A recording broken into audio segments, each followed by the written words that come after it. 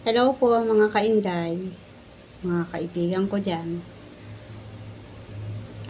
Ngayong hapon, namamalansya ako.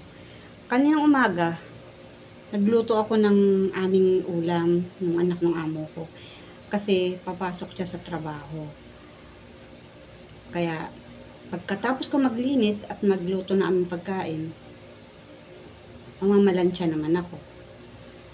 Tapos pinakain ko nung kumain naman kami tanghalian, pinakain ko yung 3 alaga ko ditong poodle.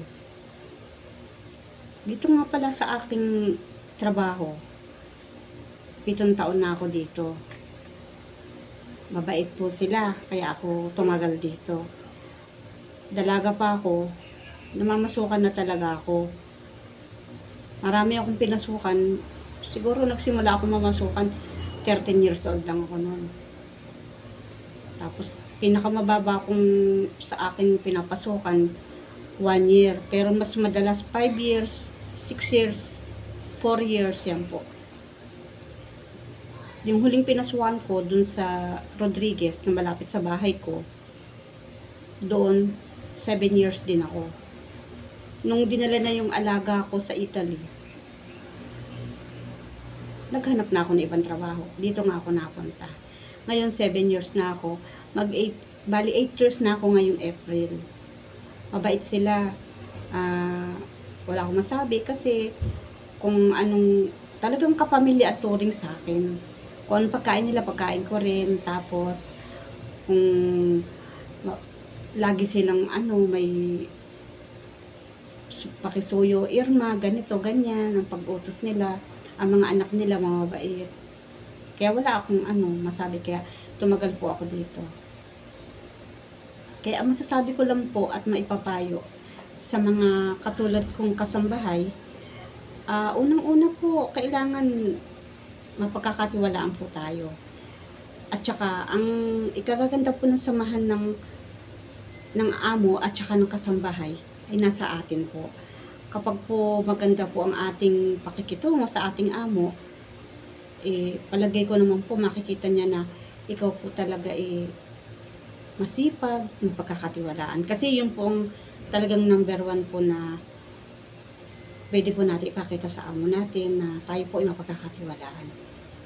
At saka, ang payo ko lang din naman po sa mga amo, sana po wag naman po yung basta pagagalitan inyong mga kasambahay.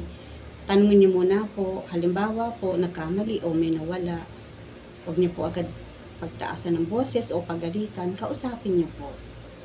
Kasi kahit po kami kasambahay, tao din naman po kami.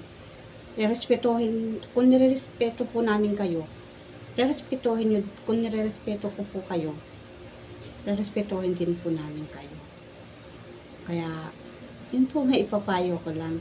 Yun po ang susi kung bakit halimbawa tumatagal pong isang kasambahay na katulad ko. Ang trabaho ko po dito ay 4 na araw lang. Hindi naman po everyday akong pumapasok. Ang pasok ko po dito ay Miyerkules, Huwebes, Sabado at Linggo. Hindi ako nagluluto dito. Kaya lang ako nagluluto katulad kanina kapag halimbawa lumuwas yung amo ko.